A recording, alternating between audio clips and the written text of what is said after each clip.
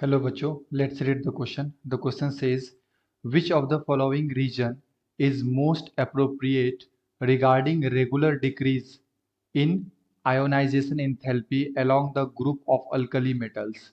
And option A में दे रखा है बच्चों increase in atomic number, B में दे रखा है increase in nuclear charge, C में दे रखा है increase in atomic size and D में दे रखा है बच्चों increase in atomic size overweight the increase in nuclear charge.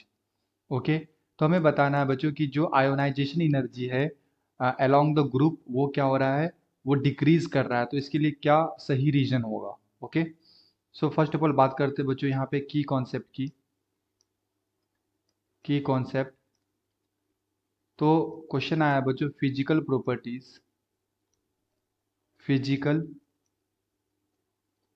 Properties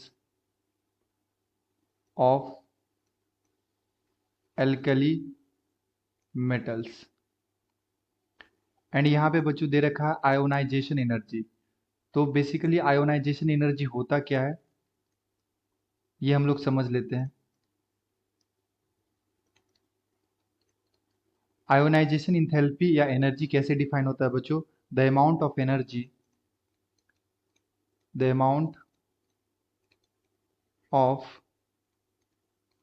energy required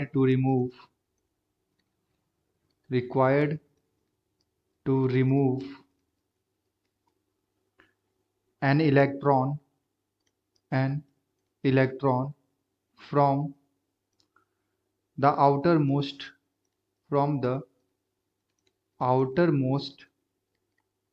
cell of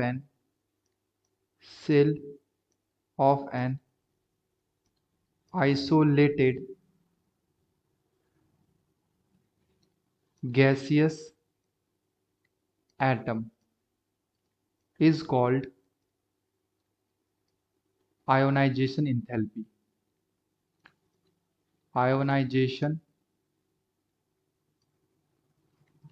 enthalpy.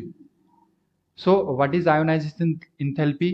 The amount of energy required to remove an electron from the outermost shell of an isolated gaseous atom is called ionization energy. इसका मतलब ये होता है बच्चों कि अगर हमारे पास कोई मेटल है, गैसियस फॉर्म में है, तो इसके आउटर मोस्ट सेल से जो इलेक्ट्रॉन हटाने के लिए जो भी हमें एनर्जी देना पड़ेगा, उस एनर्जी को क्या बोलते हैं हम लोग?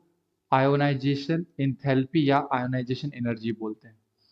तो क्वेश्चन में हमें दे रखा है यहाँ पे बच्चों, which of the reason is most appropriate regarding regular decreases in ionization enthalpy along the group. तो जो हमारे पास अल्कलीज मेटल होते हैं लाइक लिथियम होता है, सोडियम होता है, पोटासियम होता है, रुबिडियम होता है, सीजियम होता है एंड फ्रेंसियम होता है। तो जब हम लोग डाउन द ग्रुप आते हैं तो आयोनाइजेशन एनर्जी डिक्रीज होता है बच्चों। तो इसका क्या कारण है? इसका कारण ये है कि जो आयोनाइजेशन एनर्जी होता है बच्चों is directly proportional to effective nuclear charge, यानी कि जेड इफेक्टिव हम लोग इसे बोलते हैं, and inversely proportional to size. जैसे जैसे बच्चों साइज इंक्रीज करेगा, आयोनाइजेशन एनर्जी क्या हो जाएगा? डिक्रीज करेगा।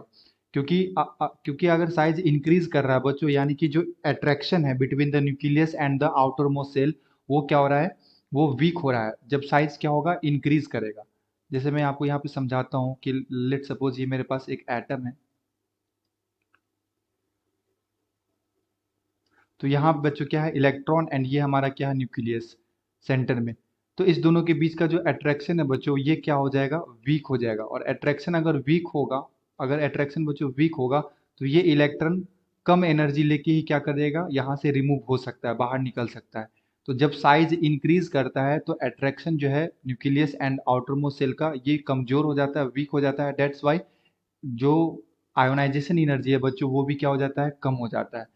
तो अगर मैं यहाँ से देखूँ करेक्ट आंसर की, तो यहाँ पे ऑप्शन नंबर सी में दे रखा है बच्चों increase in atomic size. So the most appropriate answer is option number सी।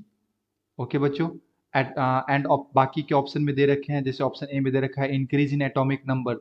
तो एटॉमिक नंबर की इंक्रीज होने से बेसिकली नंबर ऑफ सेल ही तो इंक्रीज हो रहा है, एंड साइज क्या हो रहा है? इंक्रीज हो रहा है। बी में दे रखा है इंक्रीज इन न्यूक्लियर चार्ज। तो बच्चों चार्ज यहाँ पे इंक्रीज नहीं डिक्रीज होता है। जब डाउन द ग्रुप आप देखोगे जेड इफेक्टिव, तो ये क्या होता है? डिक्रीज बच्चों, डिक्रीज करता है। क्योंकि जब हम लोग जेड इफेक्टिव कैलकुलेट करते हैं जेड इफेक्टिव, तो ये होता है बच्चों जेड माइनस सिग्मा, और सिग्मा क्या होता है हमारा स्क्रीनिंग कांस्टेंट। ओके, तो जैसे ही हमारा लाइक एफ और डी में जैसे इलेक्ट्रॉन जाने लगता है तो उसका स्क्रीनिंग जो पावर है वो वीक होता है, इसलिए जेड इफेक्टिव भी क्या होता है यहाँ पे डिक्रीज होने लगता है बच्चों। सो अगर आप यहाँ से बात करो करेक्ट ऑप्शन की, तो यहाँ पे तो करेक्ट ऑप्शन क्या होगा बच्चों, यहाँ से ऑप्शन नंबर सी हो जाएगा।